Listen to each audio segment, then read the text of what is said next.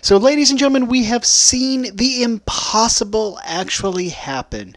We have seen the greatest, most powerful military on the planet beaten by a rabble of farmers with pitchforks.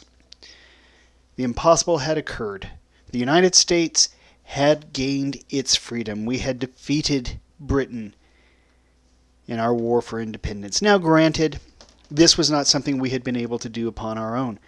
We required help. We required assistance. But no matter what, we had arrived at this point in time.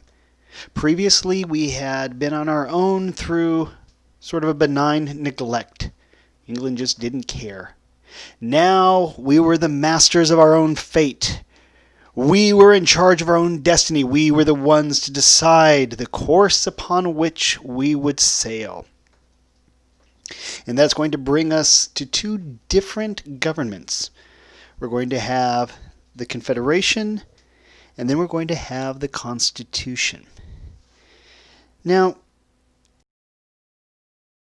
one of the things that is clear from our foundational documents, like the Declaration of Independence, is that the United States was long on the course of pursuing equality. We wanted people to be able to decide for themselves what they wanted to do with their lives. We wanted them to be able to go through and actually make the decision as to things like where would they live, what would they do, how would they live their lives, etc., etc., etc. And you could make the argument that this had begun with the very first settlements in the New World. When the first English settlers came, even as far back as the lost colony of Roanoke, it was an attempt for people to find equality. And as a result, you could make the argument that the American Revolution was more of an accelerated evolution than it was a revolution. Now, generally speaking, when we think revolution, we have a tendency to think things like the French Revolution, or in the 20th century, the Chinese Revolution. The idea that you have a government overthrown, that you have leadership executed, that you have the entire world changed. Well, that wasn't the case with our revolution. We were not in it for the blood of King George. We were in it mostly to be left alone. We liked the idea of deciding for ourselves what we would do, and so we wanted to push for that. We wanted our rights that we had known for all time were actually ours.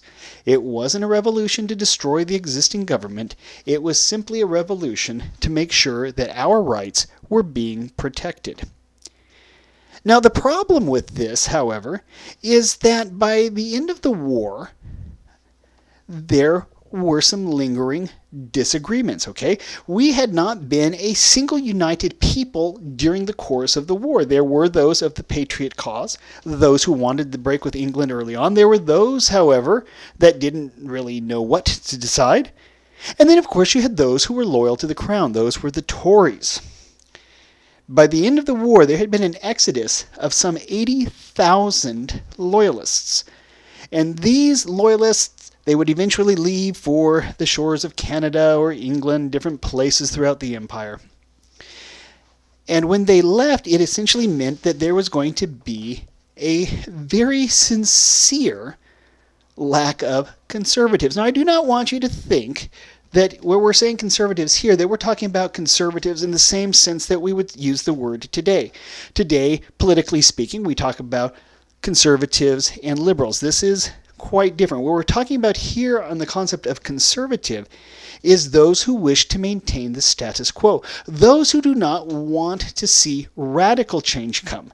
Those who are willing to see a more moderate course, one in which they may want some kind of change, but they don't want anything drastic. But with the loss of these loyalists, who were essentially that moderating force within American society at the time, this then meant that with the weakening of the aristocratic upper crust at the time, the Tories, a patriot elite would now emerge. As you know, nature abhors a vacuum. Well, the same can be true for the political world as for the natural world. In politics, politics abhors a vacuum. When there is a distinct lack of leadership in a nation, in a group, or anything like that, someone is going to fill the void. And in this case, the Patriots were now going to take voice much more so than they ever had before.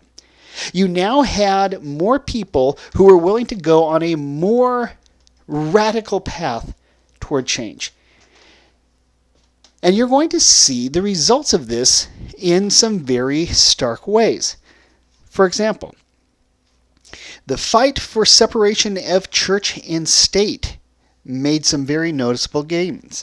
Now, you can think about England, for example, wherein you will find the Church of England, one which is supported by taxation, one which is defended by the crown, etc.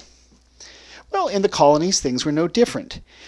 You would have like the Congregational Church in New England, you'd have the Anglican Church toward the south, and all of these are going to have the support of the state. They're going to be able to count on tax money coming in for their assistance.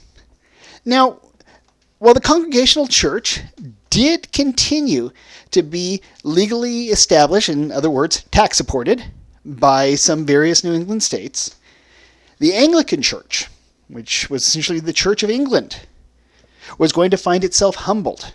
It was going to discover that it no longer had that preeminent position that it once did. It no longer had the support of the government. It no longer had the tax base upon which it could draw. It's going to be humbled and reformed as the Protestant Episcopal Church. Now, the concept of church and state is going to continue on, and when we do get to the Constitution itself, you'll find in the First Amendment we do have the prohibition against there being any kind of state-sponsored church. Okay, many nations in Europe do have, the state church of, but the United States, it was decided long ago that there would never be one official church of the United States in any way, shape, or form. The amendment talks about Congress shall make no law regarding the establishment of a religion. Religion is going to continue to play an important role in a large number of people's lives in this nation. But there would never be one official church of the United States. That was one of the changes that you were seeing that had been going on. Now, there's another big problem at this time. Slavery. Slavery was a large problematic issue. Slavery had quite literally existed in all of the colonies. It was going to end up being a predominantly Southern issue, however. The interesting thing is, even in the South, they never referred to it as slavery. It was referred to often as the, quote, peculiar institution of the Southern states, unquote. The Continental Congress, 1774, had called for the abolition of slavery. 1775, the Philadelphia Quakers founded the world's first anti-slavery society. You would find in the Declaration of Independence, as Thomas Jefferson originally wrote it, there was a scathing accusation of King George for his allowing the slave trade to continue, and complaint that the colonies were not allowed to actively work against it.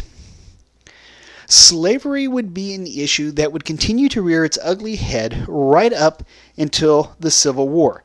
It would eventually take 4 years of conflict, 800,000 or so lives, and some constitutional amendments before we finally had gotten rid of the dreaded slavery issue. There was a spirit alive and well in this country as a direct result of the Declaration of Independence. It was that concept that all men are created equal. And a number of slave owners took this to heart. They understood that it meant all men. And some of them freed their slaves. Others would not. but some did. In fact, there would eventually be some laws put in place where you could not free your slaves except through your will. So you could only free them upon your death. But there was the beginnings of change. Now, slavery was actually dying out until a guy named Eli Whitney figured out a way to make it profitable. That wasn't his intent, but when he invented the cotton gin, overnight, growing cotton in the South became profitable and reinvigorated slavery. But slavery was not the only issue dealing with equality at this time. John Adams' wife had reminded him at one point, quote, "Don't forget the ladies." But unfortunately, the ladies were... Another issue is women. Women were still viewed not as equal to men, even though some had actually fought in combat during the Revolution. Now, some women had disguised themselves as men to be able to get into combat. Other women had fought as women. There's a story of a woman named Molly Pitcher, and it's spoken of that her husband was on an artillery, a cannon crew.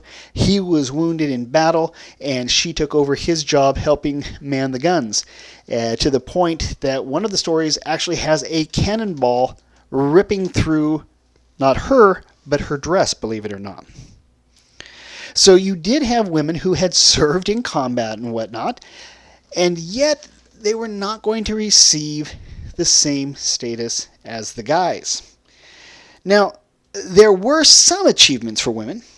For example, 1776, New Jersey's state constitution, for at least a while, allowed women to vote. Now, it wasn't an ongoing thing. It would disappear. But this would eventually come down to be a state issue in voting, for example. Wyoming would be really the first of the quote-unquote modern era, this was in the 1860s, to allow women to vote.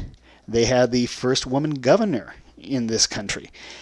And so it became a state issue up until about a century ago when they passed the 19th Amendment. With the 19th Amendment, it became a federal issue that the right to vote could not be denied anywhere to women. Now, this was a point in time, going back following the Revolution, where mothers who were devoted to their families were developed, were looked at, were seen through the idea of what was called Republican motherhood. And through this concept of Republican motherhood, these women were elevated to a higher status. Okay? They were seen as the keeper of the nation's conscience. Now, this is a point in time long before you had any kind of public schools the way we understand them today. And so the vast majority of schooling was done in the home. The moms were therefore the ones who raised the children. And because these mothers were the ones raising the children, they were the ones who held the future of the republic in their hands. And it would be through the stories they told their kids, through the education they provided their children, that the future of the republic would be shaped. So the idea was that no, there may not be the same equality in the law and things like that, but the job, the responsibility of this Republican motherhood made their job so much more important than anything else.